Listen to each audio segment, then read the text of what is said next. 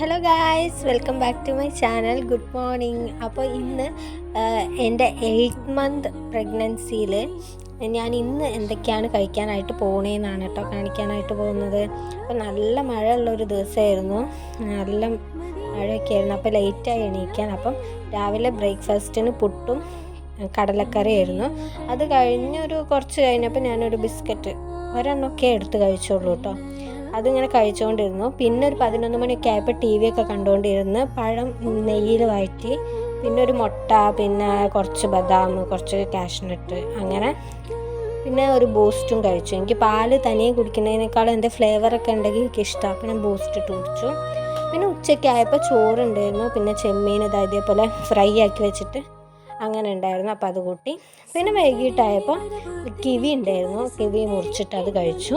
പിന്നെ രാത്രി ഡിന്നറിന് ദോശയും ഉച്ചക്കത്തെ